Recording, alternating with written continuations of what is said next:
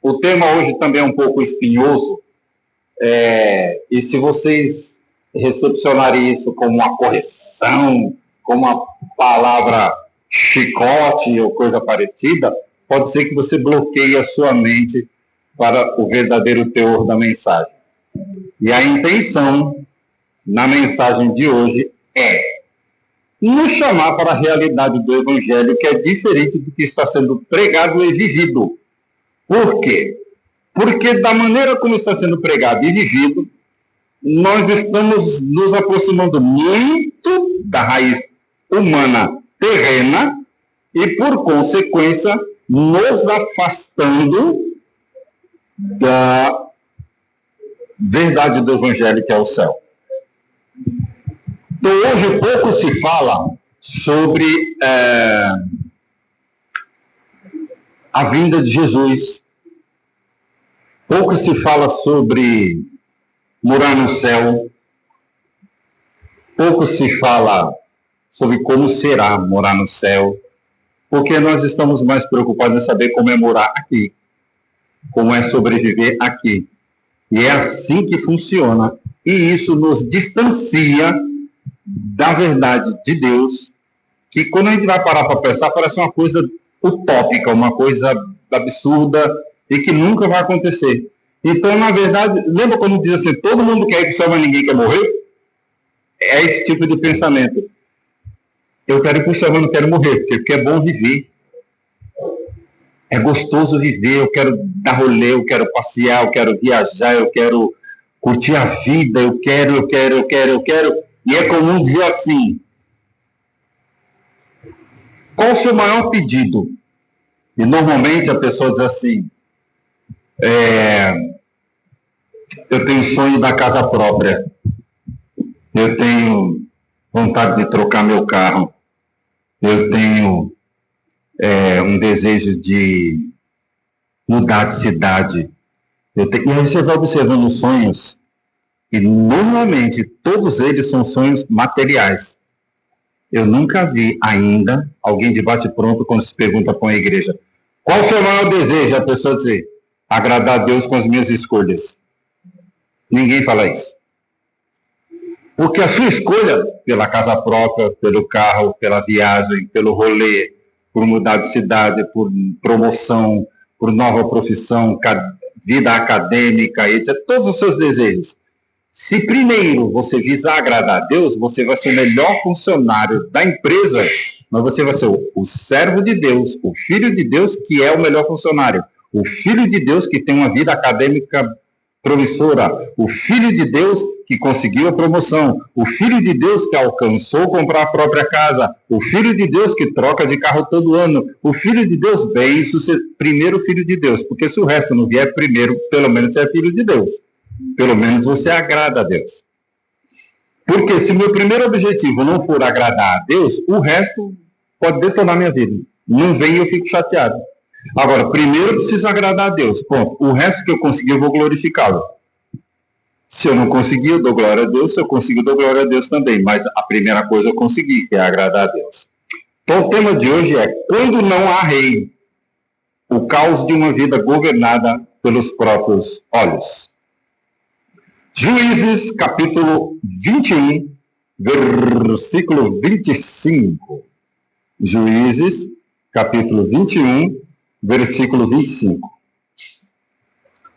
Diz assim, naquela época não havia rei em Israel. Cada um fazia o que era certo aos seus próprios olhos.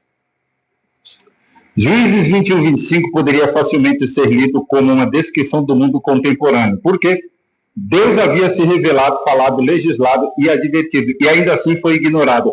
E muitas vezes nós ignoramos Deus hoje, com as nossas escolhas. Eu não vou fazer tal coisa porque eu não sou bobo. Consultou Deus antes? Não é questão de ser bobo ou não. Não é questão de ser frouxo ou não. Não é questão de ser idiota ou não. É questão se Deus mandou. Se Deus mandou, você tem que fazer. Ah, não, mas não, eu não sou laranja. Não estou questionando isso. Estou questionando se Deus mandou. Deus mandou, faça. E nós não estamos fazendo, porque eu preciso fazer valer a minha vontade. Na prática é isso que a gente está fazendo. Não, eu não quero isso, eu não aceito isso, não vou fazer. Nós não temos vontade própria? Não. Como assim? Não. O que a Bíblia diz? Não vivo mais eu? Cristo vive em mim. Então é a vontade dele, não é a minha. Então eu não tenho vontade própria. Você está dizendo que eu vou viver nesta terra sem sonhos, objetivos? Não. Não é isso que eu estou dizendo. Você pode ter sonhos, você pode ter objetivo, você pode ter planos, projetos, tudo isso.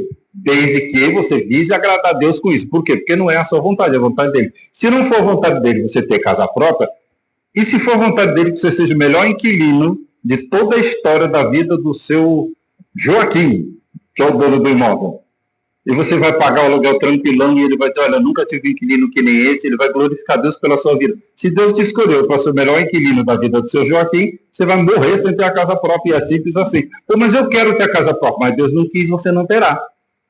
Mas é assim, você não tem vontade, quem tem vontade é Deus sobre a sua vida. Fácil de ouvir isso? Não. Gostoso ouvir isso? Não. Mas sabe por que não é fácil nem gostoso? Porque a gente não tem intimidade com Deus. Porque se nós tivéssemos, o que a Bíblia diz no Salmo 1? Eu tenho prazer na lei do Senhor. A lei do Senhor normalmente contraria a minha vontade. Traduzindo, quando o salmista diz, ter prazer na lei do Senhor e nela meditar dia e noite, é mesmo que dizer, eu tenho prazer em contrariar a minha vontade para a glória de Deus. Porque normalmente a vontade dele contraria a minha. E aí não é, eu disse, é fácil ouvir isso? Não. É gostoso ouvir isso? Não. Porque a gente não tem essa intimidade. Se tivesse, a gente ouviria e dizer, yes, eu vou fazer. Mas você vai ter que, eu vou ter que ser idiota, eu vou pedir perdão para ele de novo? Sim. Qual a parte dos 70 vezes 7 que você não entendeu? Não é 7 vezes, como perguntou o apóstolo. 70 vezes 7, o que dá a ideia de infinitas vezes. Só faz. Por quê? Porque eu mandei. Deus mandou. E aí o que é? É a vontade dele, não é minha. Minha vontade é pedir perdão? Não. Eu sou egoísta, eu sou turrão, eu sou grosso, eu sou ignorante, eu sou sei lá o quê. Não quero, eu não sou trouxa. Vai me fazer de idiota. E como eu disse domingo passado, só refrescando a memória, ninguém pega Deus de surpresa, certo? Então Deus, quando te perdoa pelo pecado que você cometeu, ele já sabe o que você vai fazer de novo. E mesmo assim ele te perdoa. E a gente não se dá o direito de fazer isso. Por exemplo, eu vou perdoar a Neide, ela vai fazer de novo? Não vou, não.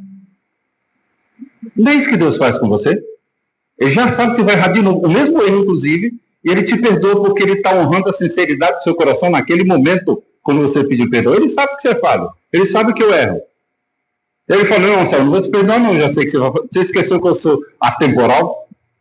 Eu vejo o futuro, eu sei que você vai fazer de novo. Por que você está me pedindo perdão? Essa falsidade. Não. Eu sempre lembro de quê? Davi não foi escolhido, segundo o coração de Deus, pela capacidade de não errar. Ele foi escolhido pela capacidade de adorar. Ele tinha um coração adorador. Ele não pegou Deus de surpresa. Deus sabia que ele ia fazer aquelas pataquadas todas que ele fez. E mesmo assim Deus o escolheu pelo coração adorador. Corrigiu, puniu, etc. Ajusta daqui, ajusta dali, mas Davi fez o que Deus preparou para ele fazer. Porque ele tinha um coração adorador. O que ele quer de nós hoje? Excelência. Ele quer de nós hoje perfeição. Ele quer adoração. Coração adorador. Ele quer obediência. Então, naquela época, Deus havia se revelado, mas mesmo assim ele era ignorado. Nós ignoramos Deus. E, vou repetir, muitas vezes a gente obedece a Deus pelo medo e não pelo amor. Porque está escrito que você tem que amar, está escrito que você tem que perdoar, está escrito que você tem que se arrepender, está escrito um monte de coisa. E a gente ignora. Não vou fazer, na minha vontade não vou fazer. Não, eu tenho vida, alegria em todo o tempo. Vou aproveitar a minha vida. Não, quem quiser que venha agora, eu não vou fazer não. É a sua vontade. Não tem que ser a vontade de Deus. Aí você fala, não vou fazer, e não faz. Mas já está escrito que você tem que fazer. O que você faz? Ignora. Como deveria ser por amor. Sabe quando você obedece pelo terror? Quando alguém levanta alguém e fala assim, eita, mistério que Deus está revelando. Olha, Deus mandou te dizer, vai lá e tome nas suas orelhas. Numa profecia por ele. Aí a pessoa chora, treme, fica com medo e obedece. Obedeceu por amor? Não, obedeceu por medo. Por quê? Porque aquela profecia já está na Bíblia e a pessoa não obedeceu. Só obedeceu porque ficou com medo porque Deus falou diretamente através do profeta. Não espere Deus agir diretamente pelo profeta. Haja pela profecia, que é a Bíblia. A Bíblia diz para não fazer? Não faça. A Bíblia diz para fazer? Faça. Ela é a nossa regra de fé, de conduta. Quando nós ignoramos a Bíblia, nós ignoramos Deus. Este versículo não é um detalhe histórico, é um diagnóstico espiritual. Ele revela o que acontece quando a autoridade de Deus é substituída pela autonomia humana, e é o que nós vivemos cada vez mais. Essa autonomia humana é o que eu quero, é do meu jeito, tem que ser assim. Eu não vou perder uma DR para minha esposa de novo. E a mulher diz, eu não vou perder uma DR para meu esposo de novo. Não, está pensando o quê? Está para nascer o homem que vai gritar comigo. Está errado ele gritar? Tá. Mas a Bíblia diz que ainda que o homem seja incrédulo, ou seja, do demônio, a Bíblia diz que você, pelo seu testemunho, poderá salvar o seu marido. Isso vale também para a esposa. Pelo testemunho do marido, ele pode salvar a esposa. Ou seja, não é engolir um sapo, é engolir um brejo se for necessário. Porque eu gosto? Lógico que não. Mas porque eu amo a Deus. E eu quero fazer o que agrada o coração dele. Senhor, eu vou ter que engolir seco e não gritar. Senhor, eu vou ter que ouvir essa mulher falar isso de novo na minha cara e eu tenho que simplesmente tolerar. Por quê e para quê, Senhor? Para minha glória. Você não está vendo o futuro, mas eu estou. Deixa lá na frente que eu resolvo. É na sua força, é na minha? Na sua, Senhor. Então, simplesmente cale a boca e ora. Que é o marido que gosta de ouvir isso quando a mulher está nas orelhas, ou a mulher que gosta de ouvir quando o marido está buzinando nas orelhas, sendo um ser machista tóxico. Ninguém. Mas não estamos aqui para falar da nossa vontade, estamos aqui para falar da vontade de Deus.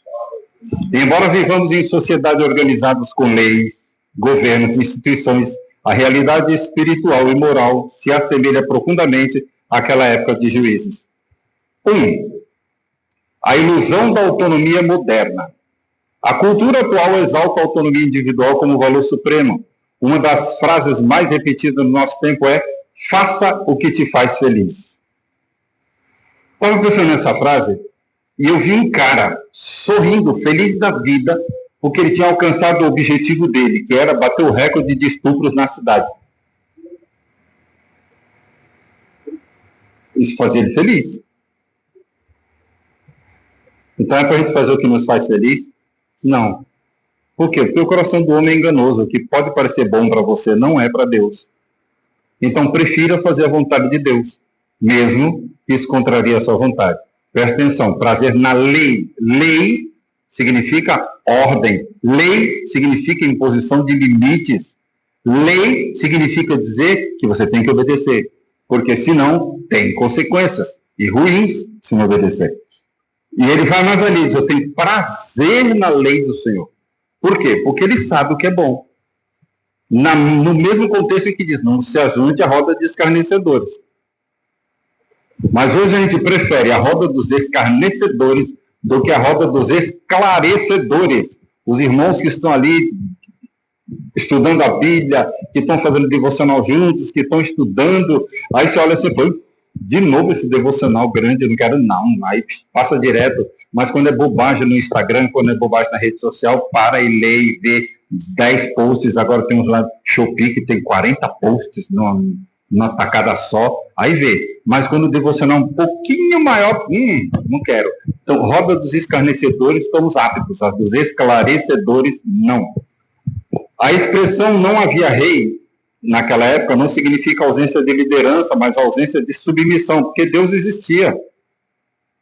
O versículo diz que não havia juiz, não havia rei, o povo estava largado. Não, o povo estava desobediente, é diferente, porque Deus continuava existindo. E o povo estava ignorando Deus. É o que a gente faz hoje. Quando a gente não cumpre a palavra, porque a gente quer fazer a nossa vontade. Israel não estava sem revelação, estava sem obediência. E a igreja hoje está correndo esse sério risco. Ela não está sem revelação, porque a palavra é ensinada o tempo todo. Tem devocional aos montes. tem leitura anual da Bíblia, tem Bíblia, jejum e oração, tem oração de madrugada, tem discipulado. Gente, é só você querer que você aprende. Estou falando por aqui, por exemplo. Não posso falar pelas outras igrejas, mas acredito que isso está acontecendo em várias igrejas. As pessoas estão estudando a Bíblia. As pessoas estão buscando crescer espiritualmente. O que está faltando é obediência. Porque está cheio de gente sabidinho na palavra, mas desobediente. A modernidade repete o mesmo pecado em linguagem sofisticada. Chama de autonomia. A autonomia virou virtude suprema. Submissão virou opressão. Verdade virou opinião. Nós relativizamos a Bíblia. Se eu concordo, beleza. Se eu não concordo, não, beleza. E a minha opinião é essa, acabou. Não é a minha opinião. De novo, não vivo mais eu, Cristo vive em mim. Então não é a minha opinião. Não é o que eu quero. Não é o que eu entendo. É o que Deus manda. Simples assim. Sério, não era melhor estar agora na piscina do clube? Ou em algum lugar com ar-condicionado assim, estalactite, assim, bem freezer, Frozen cantando Let It Go, eita, tomando sorvete, um refrigerante, no shopping, sei lá, um domingo de manhã. Sim, quem gosta de tostar na praia, tá lá feito uns camarão muito louco, grande lá da milanesa lá. Quem gosta, beleza. Você vem para a igreja nesse calor, ouvir dizer que você está errando, E você ainda quer que eu tenha prazer nisso? Sim. Por quê? Porque não é a nossa vontade, é a vontade de Deus. Nós somos chamados para isso. Submissão virou opressão, verdade virou opinião, e assim como em Juízes, o ser humano moderno deseja viver sem um rei, não necessariamente sem governo, mas sem autoridade moral transcendente. O povo não estava nem aí. Então, não é que eu não quero um rei. Eu não quero um rei que mande em mim. Eu não quero um rei que seja autoridade moral sobre mim. Eu quero fazer o que eu quero. E é o que o crente está fazendo. Eu quero fazer o que eu quero. Não estou nem aí. Se alguém chegar para mim e disser assim, pastor, eu quero congregar na sua igreja. Beleza, de onde você veio? Eu vim da igreja tal porque saí lá, porque eu briguei com o pastor. Você vai me ouvir dizer assim, vai lá, conversa com o seu pastor, peça perdão, se acerta com ele. E se mesmo assim você ainda não quiser ficar lá, aí você vem. Eu lembro de um casal que chegou aqui e falou, quero fazer uma oferta para a igreja de 15 mil reais. Olha, rapaz, ia encher o caixa da igreja. A nossa realidade na época, então, era maravilha. Aí eu falei, oxi, de onde você vê com essa generosidade toda? Eu vim da igreja tal, o que aconteceu? Não, é que eu desentendi com o pastor. Você avisou para ele que está vindo para cá? Não, e precisa? Eu falei, precisa. Ser ovelha do pastoreio dele. Você vai lá e conversa com ele, mas vai desarmado. Já chega lá com o pé no peito. Você vai lá na vontade de reatar. Se não funcionar, você volta. Ele sumiu. Passou um tempo, eu falei, oxi, o que aconteceu com aquele irmão? Aí o pastor falou, olha, eu fui lá, passei ali, descobri onde ele mora, conversei com ele. Ele voltou para a igreja dele, disse que conversou com o pastor, se entendeu e está tudo em paz. E pensa, não é a projeto de Deus, é o reino. O reino tem que crescer. É o reino que tem que prosperar. Não adianta eu encher de gente aqui que tem tudo arrebentado de outra igreja, sem se tratar, tudo brigado com seus pastores, saiu lá, não é negócio. Não é esse o objetivo da igreja. Primeiro que nós não somos pescadores de aquário, né? É para a gente pescar a alma do mundo, não no aquário dos outros. Mas quem quiser vir, venha na paz. Olha, não estou conseguindo, eu fui conversar com o pastor, ele bateu a porta da minha casa que não quer falar comigo. A Bíblia diz que no que depender de vós tem de paz com todos. Amém? Amém. Liga para o pastor. Pastor, o que está... Isso é um traste. Deus está limpando a igreja, graças a Deus que ele foi embora. Então tá bom. Aí recebe na igreja, trata e depois a pessoa vai embora do mesmo jeito. Né? Não gostei daqui, vou embora. Você não tem que gostar do projeto de Deus, você tem que gostar do reino de Deus. Nós pegamos a palavra, beleza, queremos você aqui, amém. Mas procure agradar a Deus, não o pastor. Procure estar feliz no reino. Não adianta você estar felizão na igreja e não estar feliz no reino. Não funciona. Deus, do jeito que a gente fala, Deus não é negado abertamente em muitos contextos. Ele é simplesmente ignorado. Não é que a gente não acredita em Deus, a gente só não quer obedecer. Por quê? Porque é chato. Ele manda fazer o que eu não quero. E, de novo, por que a gente acha chato? Porque não está em comunhão com ele. Porque quem está em comunhão com ele tem prazer em fazer o que ele pede. Vocês estão entendendo, gente? Não é questão de você gostar ou não, é porque não gosta. Eu não gosto porque me contraria, mas tudo bem que me contraria, é para a glória dele, a minha intimidade com ele faz eu gostar disso. Se eu não estou gostando, tem algum problema na minha comunicação com ele. E a comunicação do crente com qualquer um, com qualquer pessoa, principalmente com Deus, tem que ser assim, e não assim. Porque se você é Neide, eu te amo, for só assim, primeira pisada na bola dela, eu fico com raiva. Primeira pisada na bola dela, talvez eu pare de falar com ela. Ou dê uma sapatada bem grandona na intenção dela sair da igreja e não me encher mais a paciência. Porque é assim. Agora, se eu faço assim, é eterno. Então, se você é Neide, eu te amo, é para sempre. Faça o que quiser, problema seu. Eu vou te amar porque Deus mandou. E é assim. Quando eu falo eu te amo, passa por Deus. E Deus fala, é isso que eu quero. Então, chega lá. E só vai ao coração o que chega do coração. Simples assim. A verdade deixa de ser revelada e passa a ser construída pelo indivíduo. 2. Relativismo moral, quando os olhos substituem a palavra. O problema não é a falta de consciência, mas a consciência não regenerada. Temos consciência de quem é Deus? Sim. Daqui não tem nenhum incrédulo. Todos nós conhecemos Jesus. Já dissemos que somos de Jesus. Tudo irmão. Eita glória. Então nós temos consciência de quem é Deus. O problema é essa consciência não está regenerada. Porque quando essa consciência não está regenerada, eu creio em Deus, eu aceito Jesus, eu declaro Jesus como meu Salvador, eu faço pública a profissão de fé, eu me batizo, mas tem um limite. Eu não sou todo convertido. A conversão chegou aqui, mas não chegou aqui. Se mexer comigo, eu dou nas orelhas. Essa consciência não está regenerada. Tem vontade de socar a cara de alguém? Tem, pastor. Olha, como dá umas vontades. Nessa hora que Jesus fala, eita, irai-vos, mas não pequeis. Não faz isso não. Se eu der um soco nessa pessoa, ela desintegra. Então não dá. Precisa não. Mas está merecendo. Quer que eu te dê o que você merece? Não, então fica quietinho. Só me ama. É simples assim. Precisamos ter consciência de Deus? Sim, mas essa consciência precisa ser regenerada. Fazer o que é certo aos próprios olhos define o relativismo moral atual. Certo e errado tornam-se conceitos fluidos, moldados por emoções. Eu acho que não é isso. Eu acho que Deus não quer aquilo. Eu sempre pergunto quando um crente vem falar para o pastor, eu acho que você acha, eu tenho certeza. Eu acho, então vamos devagar sobre o assunto, né? Falar sobre qualquer coisa, só achismo. Não, eu tenho certeza. Ah, então agora você tem certeza, a palavra do crente é sim, sim, não, que diz passar de procedência maligna, então se você tem certeza, o que você está falando é uma verdade a ser contemplada. Vamos lá, fale. Credo, pastor, assim isso já me assusta. Poxa, falei alguma coisa de anormal para um crente? Não, o crente tem que falar a verdade. Primeiro, se você acha, você precisa ter certeza. Não, eu não tenho certeza, então isso pode ser uma fofoca. E já não é legal, então já nem fala. Então fale o que é necessário. Eu estou exercitando isso em mim porque eu compartilho muitas coisas.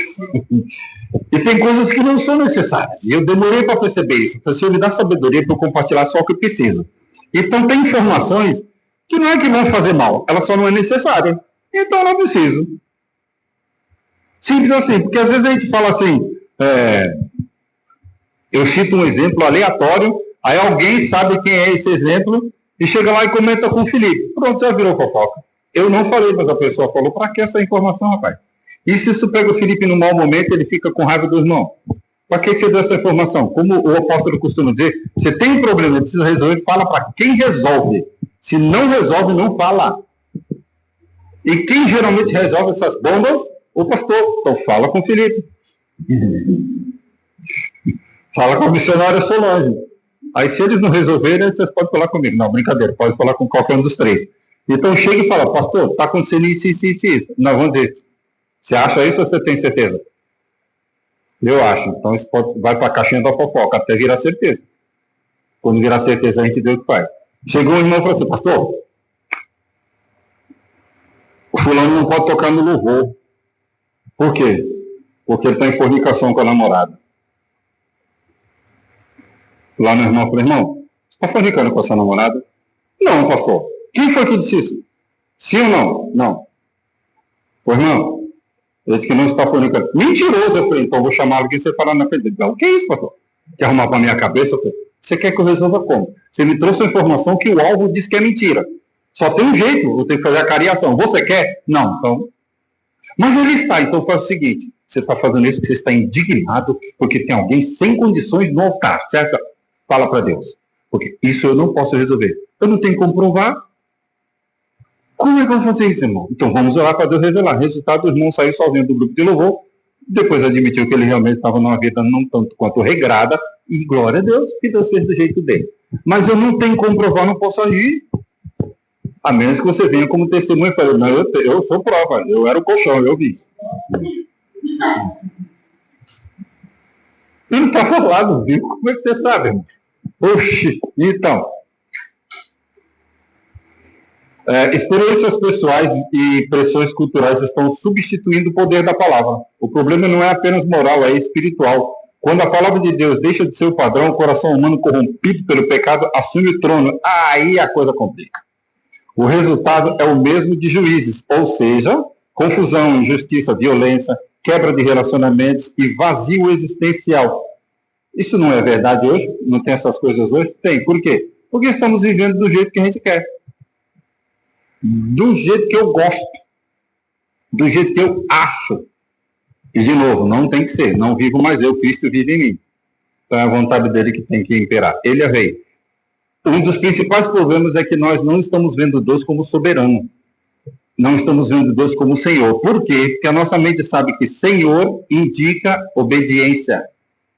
Se eu tratar Deus como Senhor, eu até encaro Deus como mestre, que eu acho ele mal inteligente. Eu encaro Deus como pai, porque ele é legalzão, ele me ama. Mas o meu pai, por exemplo, eu bato porta na cara dele e está tudo bem. Então eu posso fazer isso com Deus também. E nós vamos relativizando. Mas na hora de chamar Deus de Senhor, complica. Porque se ele é Senhor, eu tenho que obedecer. Se ele é soberano, eu tenho que simplesmente acatar de bico calado. E aí, se eu não quero, então, a dificuldade que eu tenho é de ver Deus como Senhor. É o que a humanidade está fazendo. 3. Consequências visíveis de uma sociedade sem rei. Viver sem governo da razão e da ordem leva à desintegração interior. Quanto mais, então, viver sem o governo de um Deus Santo. A ausência de um rei espiritual gera famílias fragmentadas, que vemos isso hoje, identidades instáveis, crescente intolerância disfarçada de liberdade. Eita, como tem isso no Brasil, então. Pessoas cada vez mais livres e ao mesmo tempo mais ansiosas, feridas e perdidas. Nunca vivemos tanta liberdade na nossa sociedade, mas também nunca vivemos tamanho índice de suicídio. Existe uma tentativa de suicídio a cada 45 segundos. A cada 45 segundos tem alguém tentando se matar numa sociedade que grita por liberdade, que prega por liberdade, que manifestantes chegam se enchem no direito de meter o dedo na cara do policial e gritar na cara do policial. O policial tem que ficar assim, explodindo por dentro, mas implodindo, melhor dizendo, sem poder fazer nada, porque a lei dá liberdade do sujeito fazer aquilo com um policial. Na Coreia ele não faria isso, na Coreia do Norte. Primeiro que ele já nem estaria protestando. E se ele se metesse a besta protestar, ele seria amarrado num caixote com arame farpado em praça pública para servir de exemplo para os outros. Mas como vivemos uma ironia, este país, chamado Coreia do Norte, criticou o Homem-Laranja pela invasão na Venezuela, porque ele disse que a democracia tem que prevalecer. Quem falou isso foi o presidente da Coreia do Norte. Esse mundo está ficando doido. O Trump está maluco, o cara da Coreia do Norte está maluco e meio. O cara da maior ditadura do planeta, o país mais fechado do mundo, está clamando pela liberdade democrática da Venezuela. Mas enfim, assim como Israel, nossa geração tenta consertar o caos com soluções humanas, mas ignora a raiz do problema, ou seja, a rejeição da soberania de Deus. O problema da humanidade é rejeitar a soberania de Deus, porque ele manda fazer e a gente não faz. Só faz e olhe lá quando vem a profecia que mete o dedão na cara e fala, eis que te digo. Aí a pessoa treme na base e faz. Por medo, não adianta. Vocês que são pais, você prefere que seu filho te respeite por medo ou por respeito mesmo, por amor? É preferível o respeito. Se não der, a gente corrige. Mas o principal é você saber que você nunca precisou bater no seu filho porque ele simplesmente respeita. E não é por medo. Eu lembro da história da minha avó, de mandar o meu tio se sentar para ela bater nele. Ele tinha mais de 50 anos. mas porque ela estava sentada, ele não viu, e a mulher dele, minha tia, tinha saído para a feira, ele estava na janela e passou uma sirigaita, como diz a minha avó, e ele olhou, ele só acompanhou. Ela só olhou e falou assim: Nezinho, vem cá. Sujeito barbado, já com os cabelos ficando grisados. Senta aí. Eu criei filho para ser cabra safado? Não. Então vou te corrigir para você aprender a honrar sua mulher. Tome. Ele precisava fazer aquilo? Não. Se ele quisesse, ele dava um tapa, ela saia rolando. Ela já era de idade bem avançada. Mas o respeito fez ele sentar e apanhar calado. Porque ela viu que ele deu uma olhada para uma mulher e desrespeitou a esposa dele. Ele respeitou a mãe depois dos 50. Ainda tomou um sacode da veinha. Entendeu?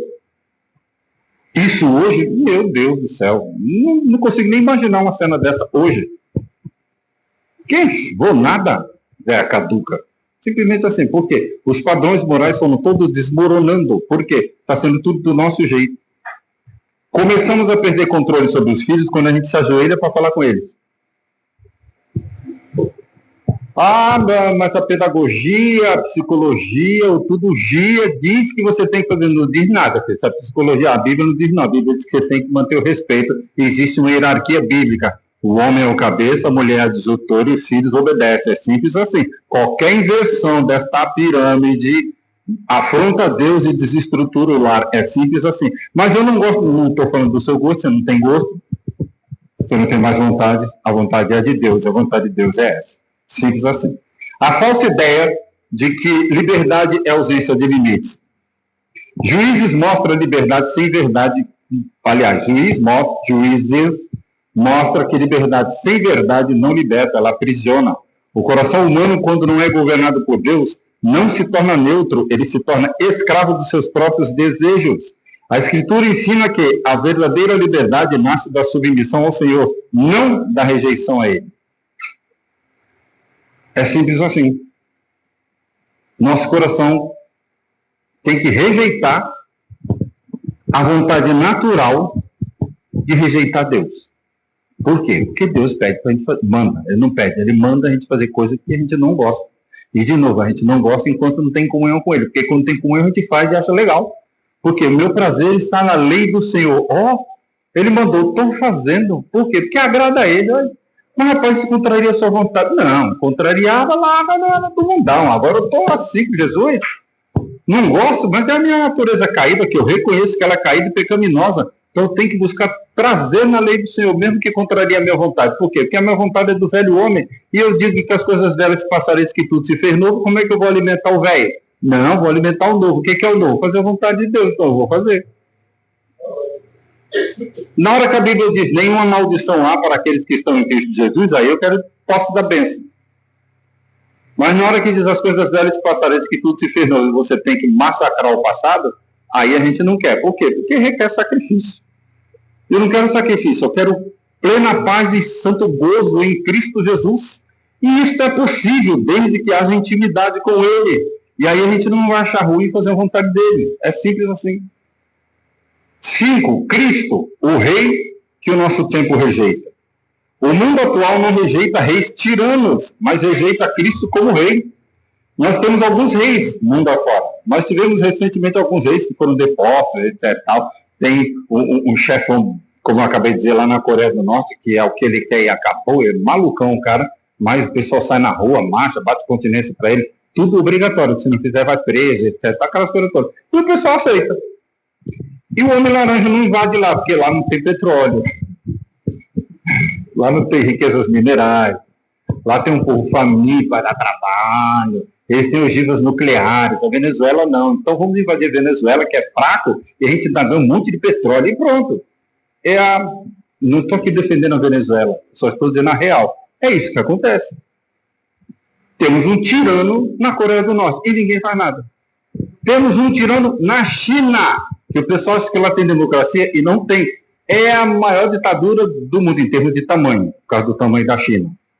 E está tudo bem. E a gente aceita, por exemplo, comprar produtos baratinhos da China às custas de trabalho escravo, de trabalho infantil, que nós condenamos no Brasil, mas compramos fruto desse trabalho da China. E está tudo bem. Mas aceitar Jesus como rei, aí não. Por quê? Porque aí contraria a minha vontade. E, inclusive, se eu for aceitar Jesus como meu rei, eu não vou comprar as coisas do Xing Ling porque é contrabando. Mas tem nota, aquele recebido de 90 dias não significa dizer que aquilo é legal. Mas a prefeitura tem o quiosque lá da prefeitura onde os caras vendem isso. Pois é o sistema ajudando a corromper o sistema.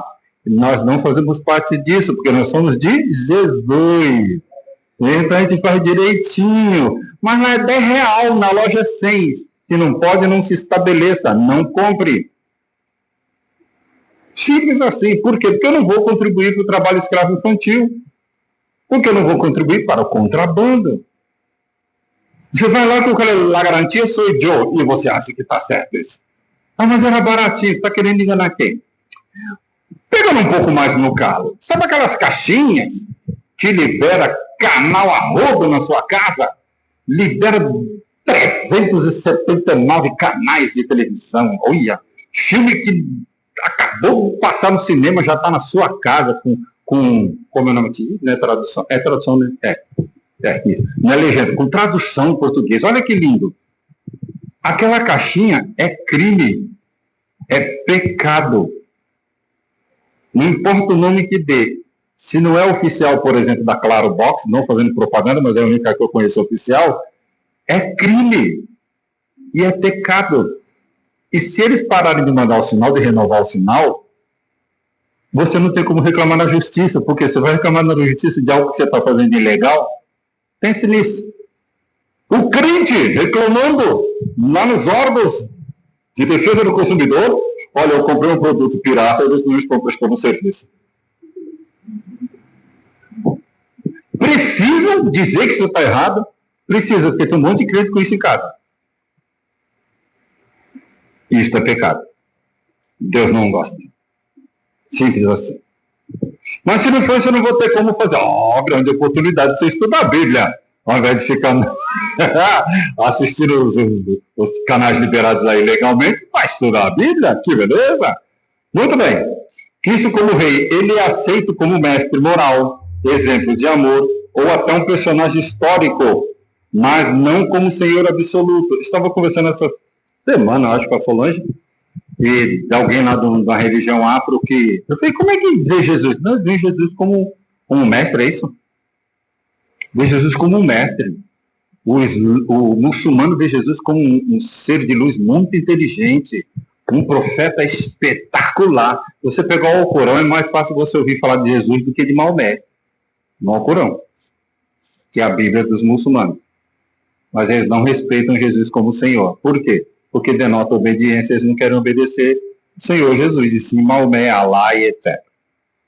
E aqui não estou criticando a igreja dos outros, só estou falando de fatos. É assim que acontece.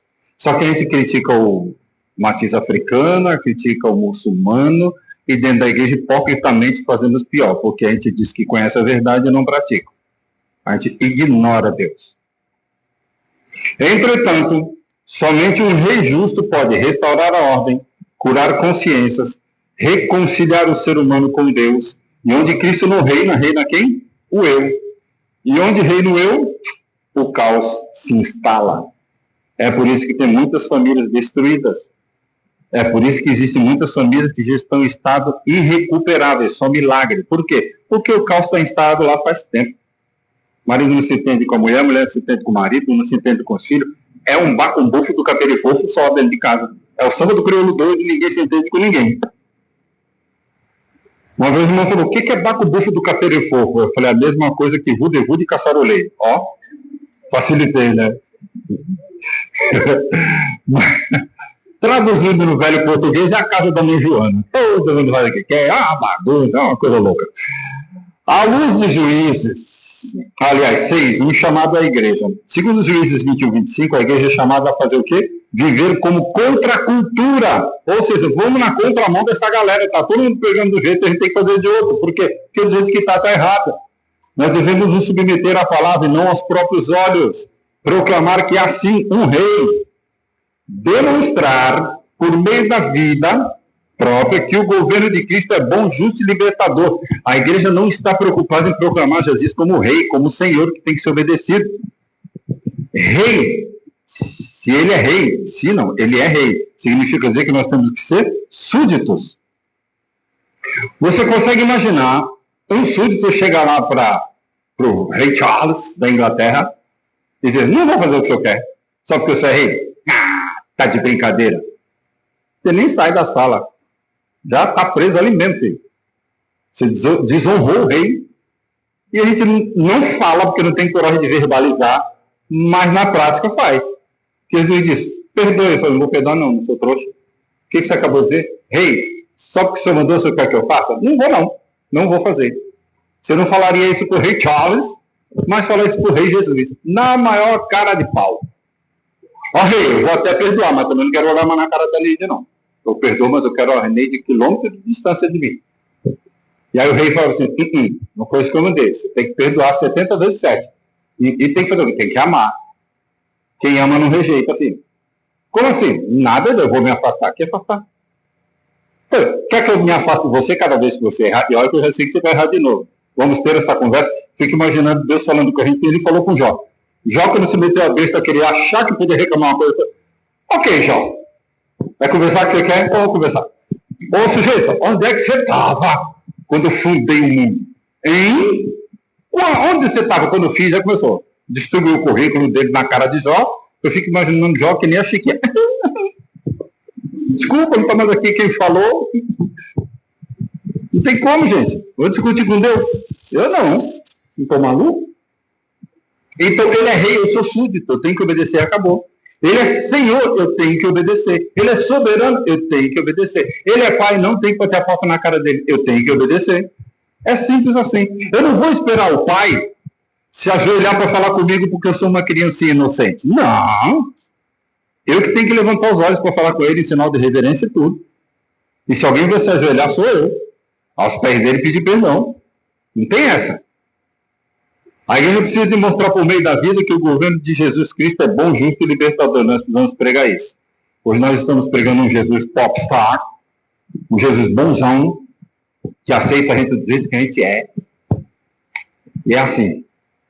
Jesus não aceita a gente do jeito que a gente é. Precisamos corrigir isso. Porque o crente acha bonitinho e diz assim, não, vem aí, Deus te ama do jeito que você é. Se Deus nos amasse do jeito que nós somos, ele não nos mudaria, certo?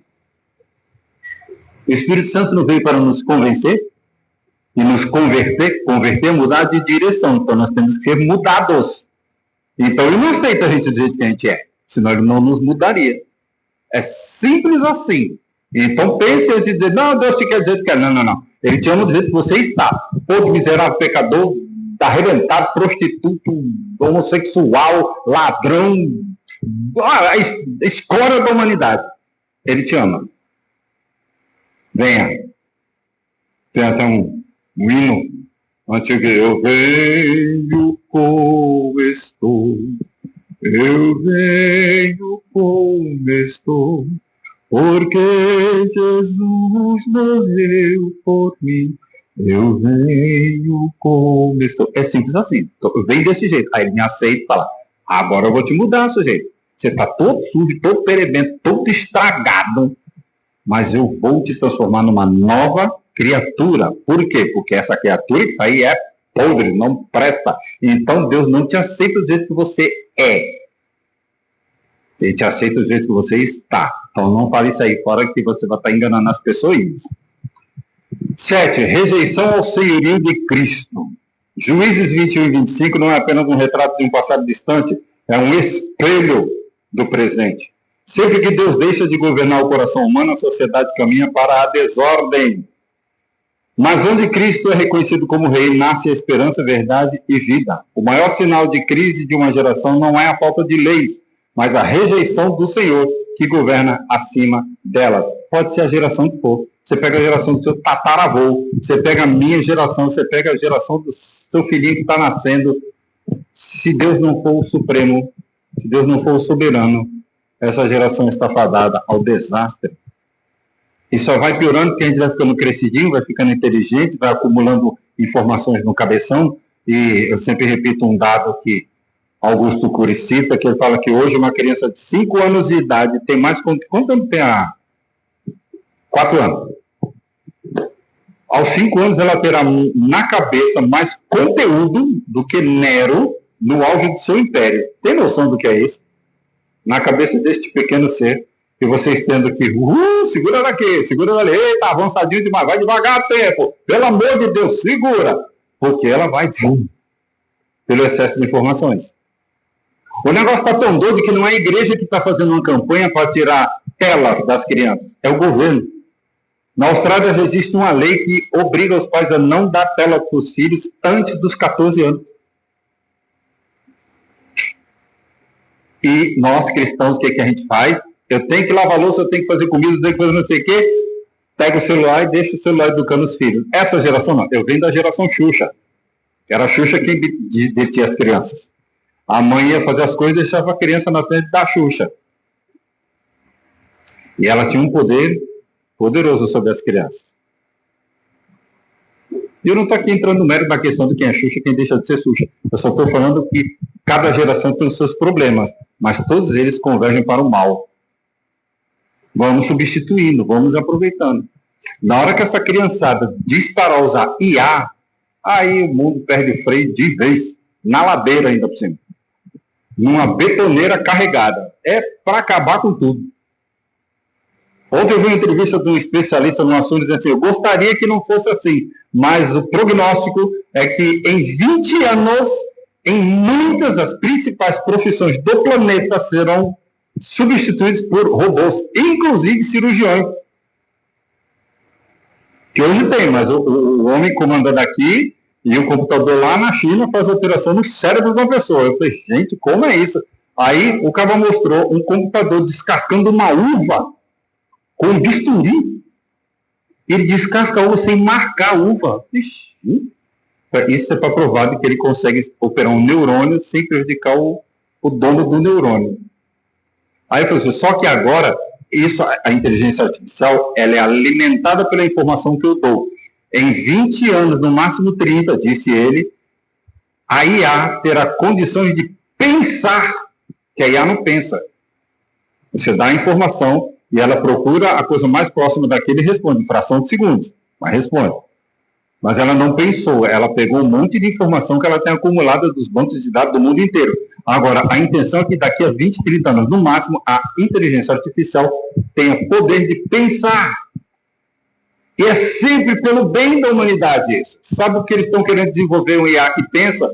Para chegar para a IA e dizer assim, pense numa maneira de erradicar a AIDS. Aí a IA vai pensar e vai produzir uma vacina que mate o vírus HIV.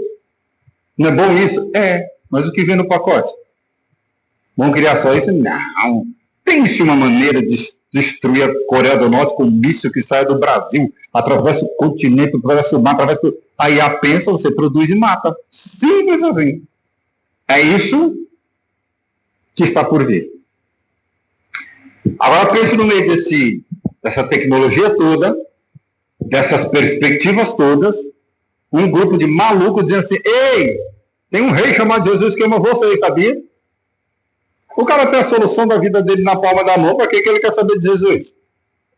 Eu digo assim, a gente tem que ter intimidade com Deus e poder do Espírito Santo tal, que eu prego o evangelho para o cara mais rico do mundo e ele entenda que ele precisa de Jesus. Porque se eu chegar lá com a minha pouca fé e disser, pô, Elon Musk, que Jesus o ama, ele dá risada na minha cara. Eu vou, para que eu preciso de Jesus? Se ele pergunta isso hoje aqui, o que a gente responderia para ele? Você precisa de Jesus, Elon Musk. Ele diz, para quê?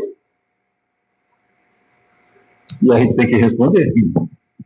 Para convencê-lo, não, porque quem convence é o Espírito Santo, mas a gente tem que responder. Por que você precisa de Jesus? Para que você precisa de Jesus? O cara tem tudo que o dinheiro pode comprar. O cara tem influência nos governos do mundo. O cara mais rico do mundo. O cara sozinho tem mais dinheiro que um monte de nações juntas.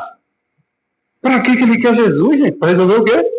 Para que esse cara vai para o silêncio do quarto dele, dobrar o joelho e orar para um Deus que ele não vê? Não faz sentido nenhum na cabeça dele. Então haja a conversão do Espírito Santo naquele coração, para ele entender que precisa de Jesus.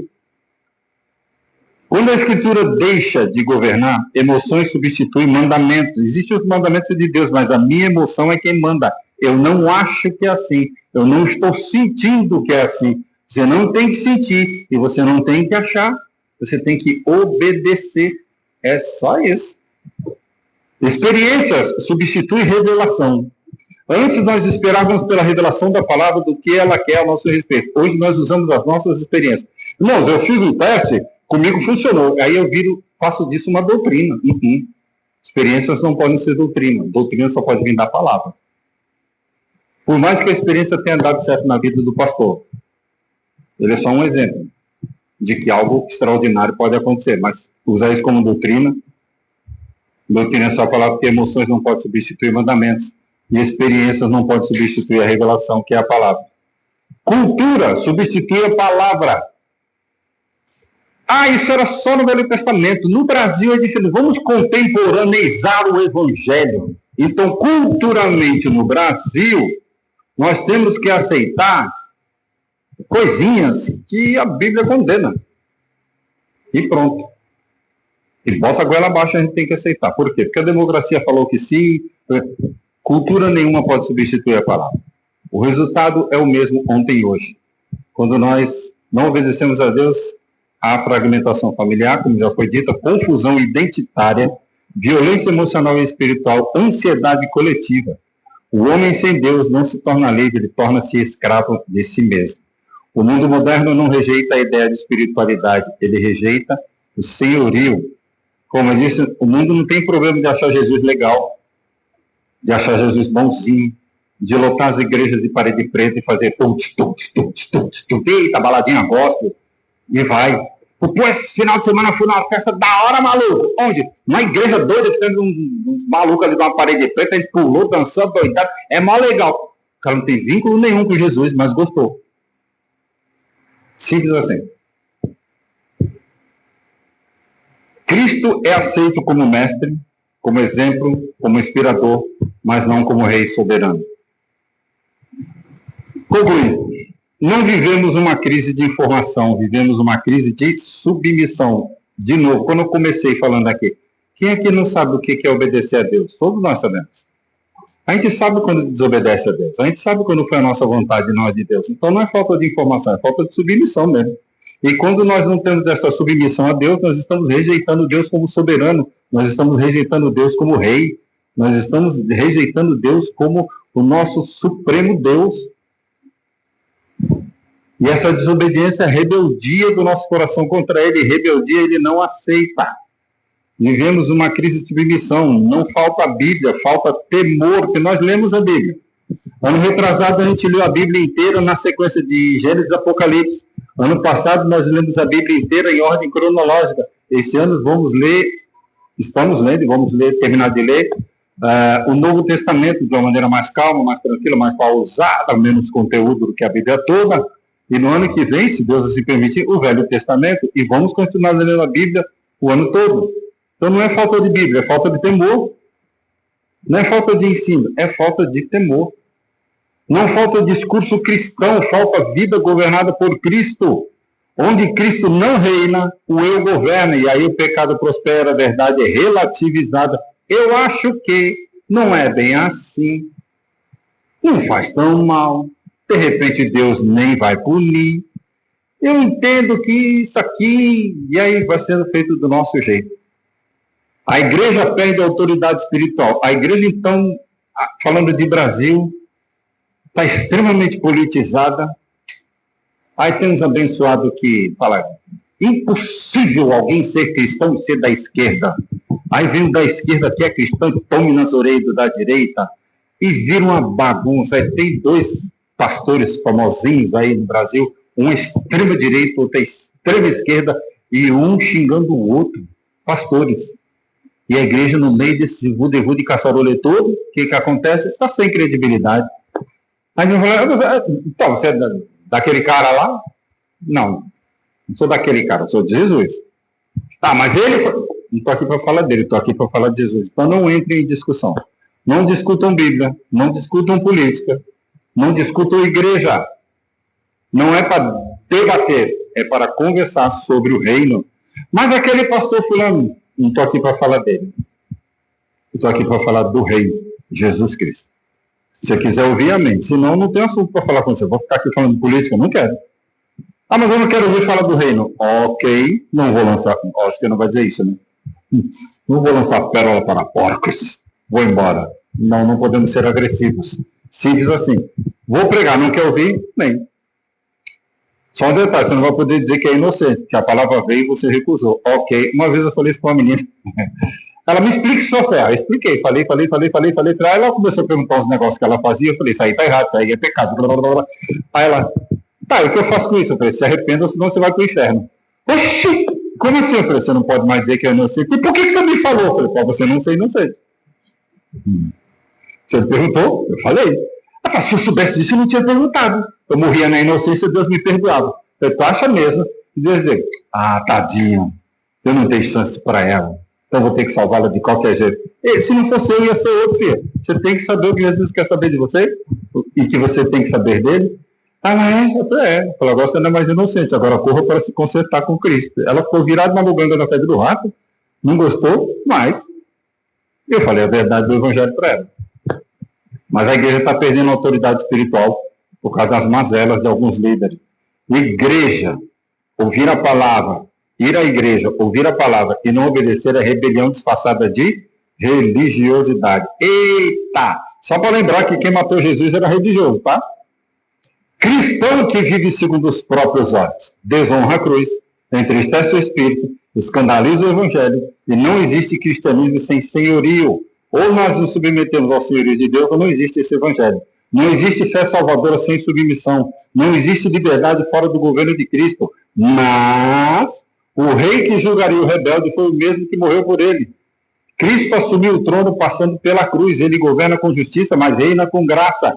Onde o coração se rende, o caos é ordenado, a culpa é perdoada, a verdade liberta, a esperança renasce, e onde Cristo reina, a verdade se estabelece, a identidade é restaurada, a liberdade é real, a vida encontra sentido. A maior crise de uma geração não é política, moral ou social, é espiritual. Porque se nós nos rendemos a Deus, nós vamos ter o padrão moral de Cristo. Quem tem o padrão moral de Cristo, por exemplo, não suborna, não aceita suborno, não mata, não rouba, não estupra, não adultera. Imagina uma sociedade sem isso tudo. Seria uma sociedade maravilhosa. Então a crise não é política no Brasil. A crise é espiritual, que aí não existe moral. Não tendo moral, vira essa coisa que nós temos aí. E não estou falando do atual governo, estou falando do Brasil em geral, da história do Brasil. A corrupção é endêmica. Governo de direita, de esquerda, de centro, sempre teve e sempre terá, infelizmente. Aliás, não só no Brasil, no mundo. Sai o ranking dos países menos corruptos do mundo. Tem esse ranking, os países menos corruptos do mundo. Você pega o que está número 1 como menos corrupto, ele tem 5% de corrupção. Então, mesmo no lugar menos corrupto do planeta, tem corrupção. Por quê? Porque tem ser humano que não está sob o senhorio de Jesus. E não estando sob o senhorio dele, vai falar do coração. E o coração é impuro. Infelizmente. Rejeitar o rei que governa acima de todas as coisas é o que a sociedade tem feito. Quando Deus não governa o coração, o homem governa a si mesmo. O resultado inevitável é o caos. Nós precisamos filtrar a nossa vida à luz da palavra. Então, tem um versículo que acho que alguém conhece aqui, que diz assim: quer comais, quer bebais, ou façais qualquer outra coisa, fazei tudo para a glória do Senhor. O filtro é esse. Eu tenho que responder para minha esposa agora, filtra. Vai ser para a glória do Senhor a resposta que vai dar? Não, Senhor. Então não fala. Eu tenho que responder. Olha, Senhor, ou vontade. Vai me glorificar com essa vontade? Não, então não faça. Senhor, mas ele... Você vai me glorificar? Não, então não faz. Senhor, mas... Não faz. Senhor, mas eu estou aqui, ó, virado na muganga da febre do rato. Eu estou com a ira até... Irados, mas não pequeis. Dá o comando aqui na minha mão que eu resolvo. Ok? Então. Confia em mim? Imagina você dizendo para Deus: não, deixa do meu jeito. Não. Confia, Senhor. Então sossega. Fique calmo, sereno e tranquilo. Sinta descanso nesse viver. Deixa que eu resolvo.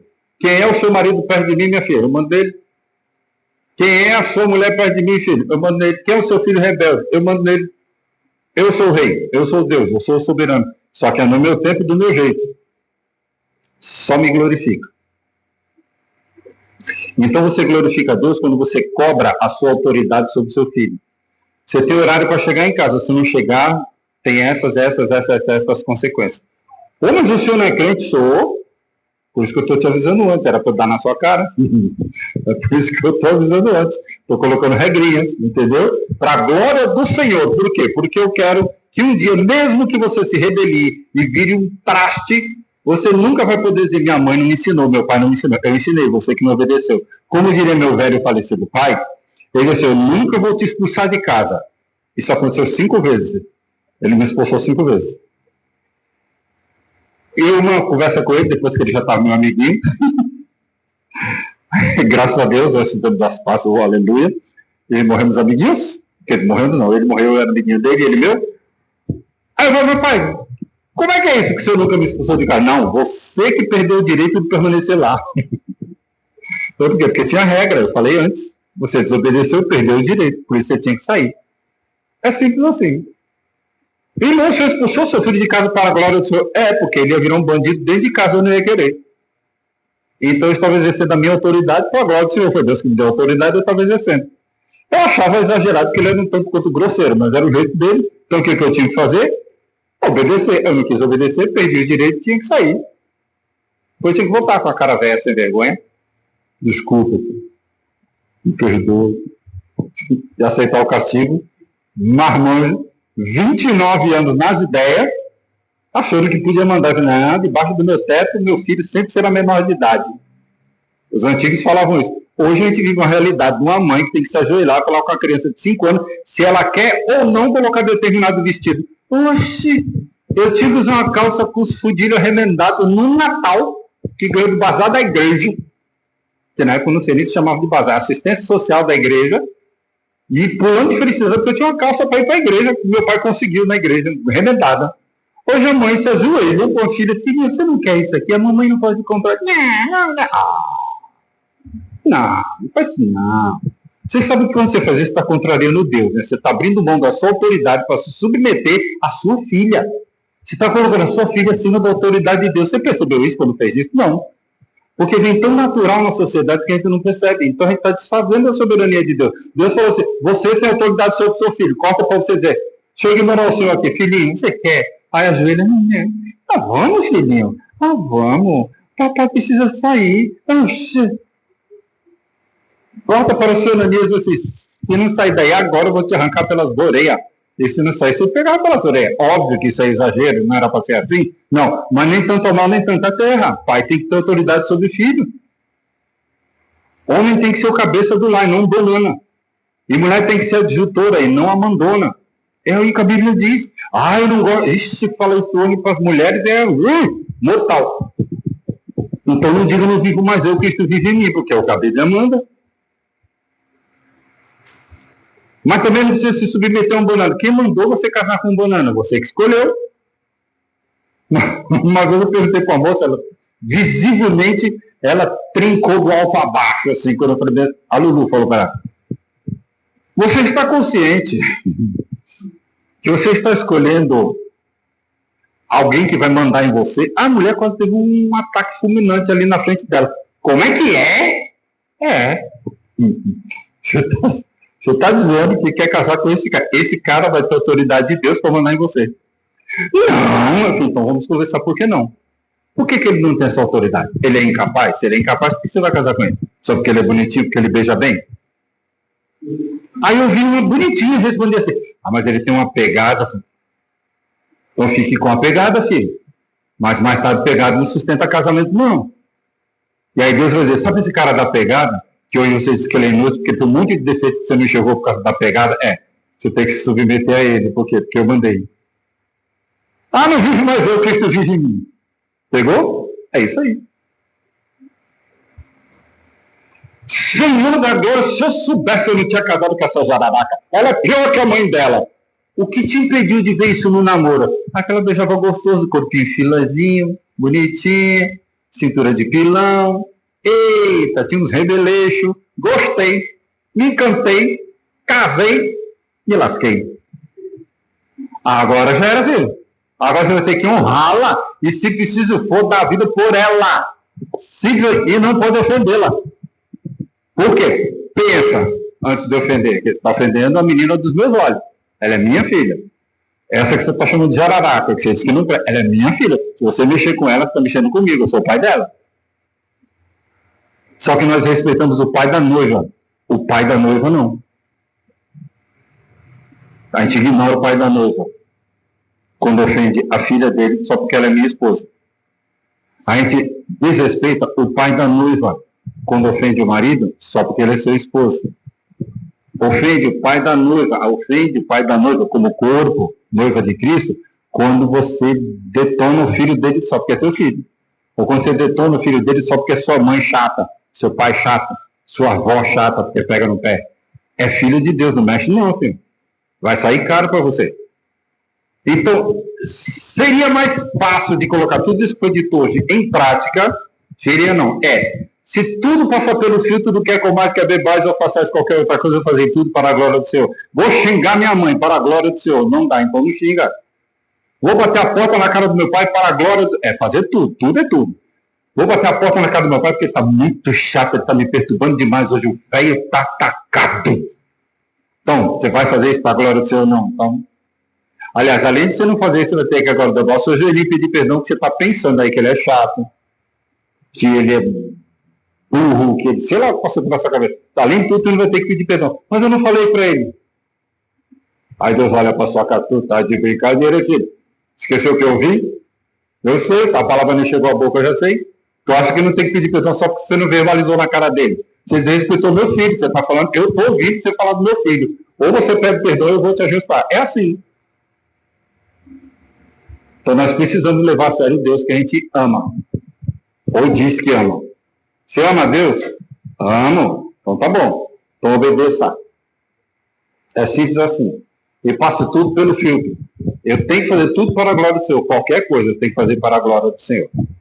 Se Deus não vai ser glorificado, eu não faço. Eita, que vai reduzir bastante os nossos erros. Mesmo assim a gente vai errar, assim, mas quando errar, eita, Senhor, não foi para a tua glória. Perdão, perdão, perdão.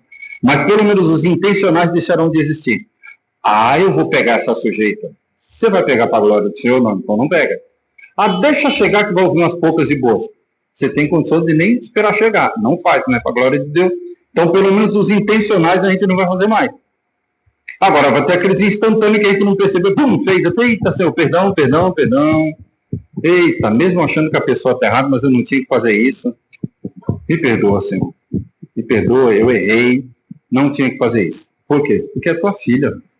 É minha esposa, mas é tua filha. É meu irmão, mas é teu filho. É meu pai, mas é teu filho. Minha mãe, minha sogra, mas é tua filha.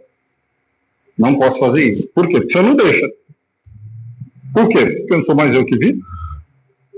Cristo vive em mim. Então estejamos atentos para nós obedecermos a Deus. E pense, mas pense bem antes de você ofender, brigar, xingar, ou fazer qualquer coisa que não seja agradável, principalmente com os domésticos da fé, ou seja, os filhos de Deus.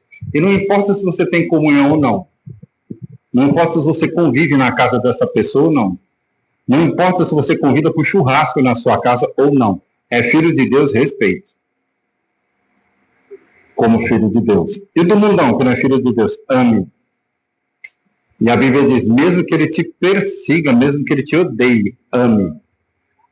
Senhor, eu não tenho sangue de barato. Não falei que ter sangue de barato, falei que você ter o meu sangue. Que purifica de todo pecado. Amém?